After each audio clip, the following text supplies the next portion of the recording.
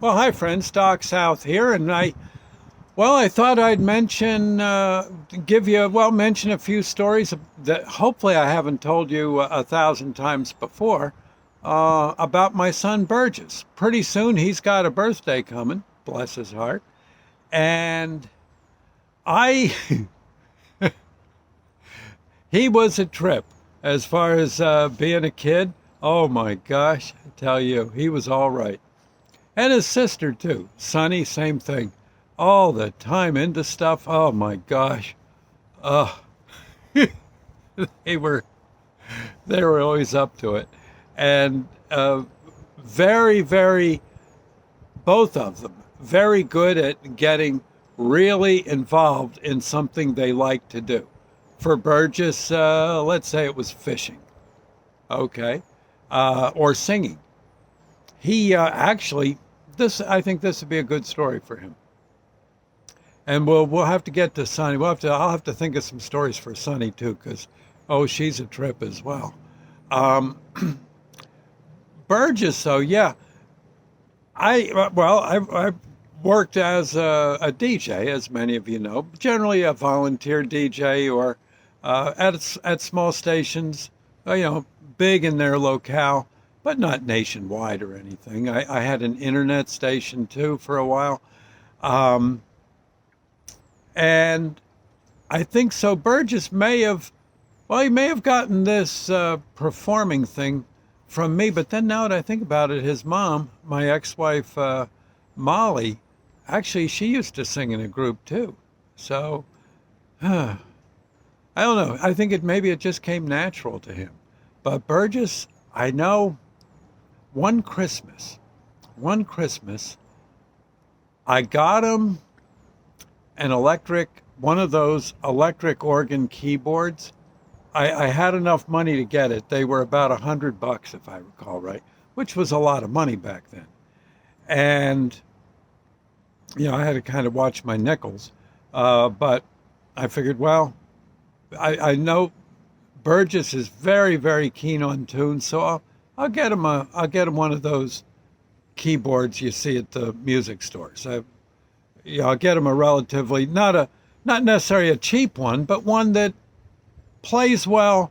If he if he if he gets tired of it, okay, he got tired of it. But the thing is he didn't get tired of it. He played that thing. I had to go out and get one of those adapters so you could plug the darn thing in because it ran on batteries.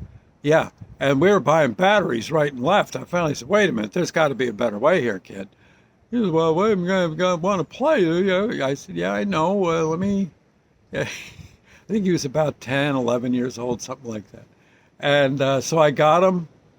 We found one of the adapters. I know they're everywhere nowadays, but back then they were a little hard to find.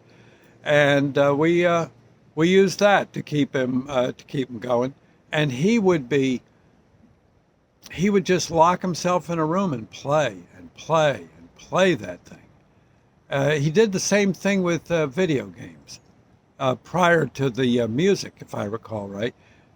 Before that, yeah, I got him one of those Nintendo sets.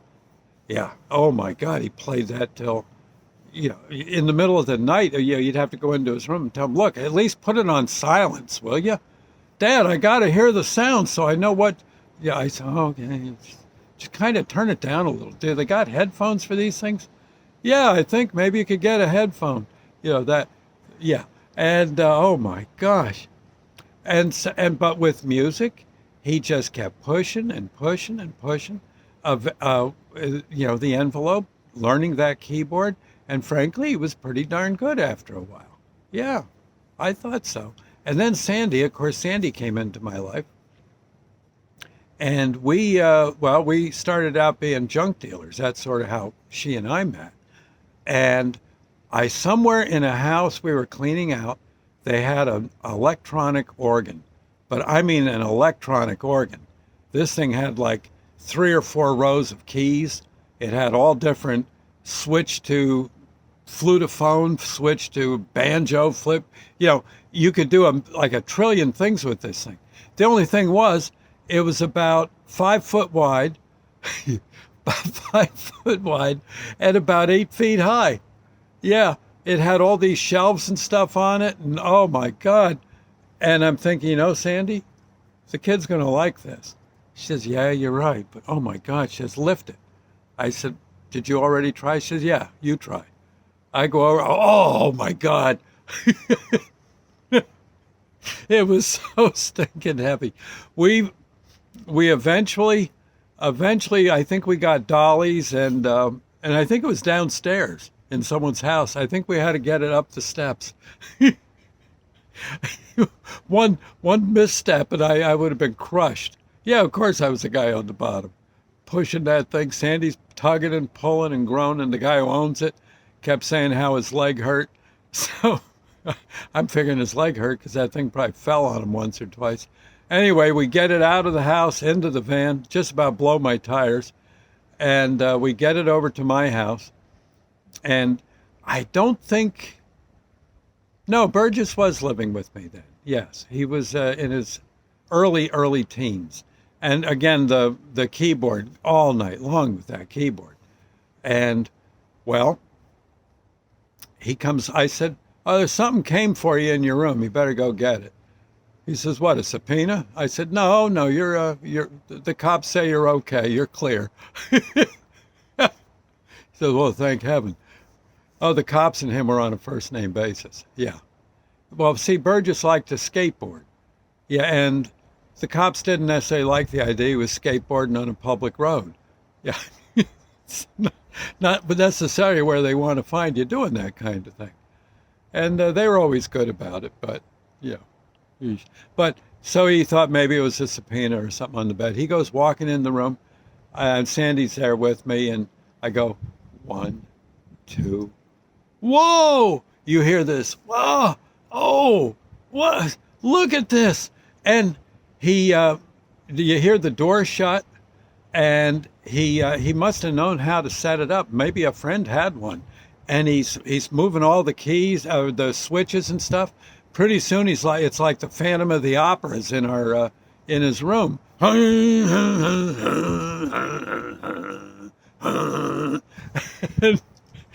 and he comes running out. He says, "Where did you get this?"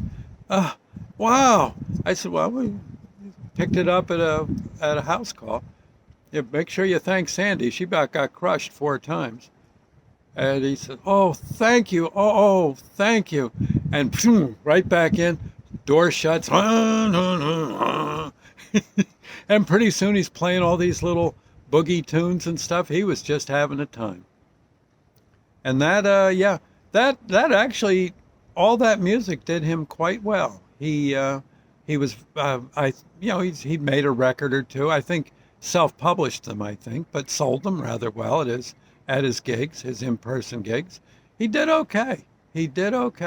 And I think honestly, well, it's one of those things where I know Burgess is up to the challenge of getting ahead, and worming his way in, but you almost need a few agents and such, and then I think things work out a little better. But he certainly gave it the college try and did, I thought, very well. He entertained a lot of people at various clubs out in, I guess, L.A., Frisco, that neck of the woods. No, in New York City too. Yeah. And all in all, I got to say, I got a good son. I got a great daughter. We're going to have to come up with a Sonny story. We're going to have to think of something. Well, we'll come up with that maybe tomorrow. But anyway, Burgess, your birthday's coming. Happy birthday. Of course, I love you. Sandy, too. And well, God bless. Bye now, friends. See you later.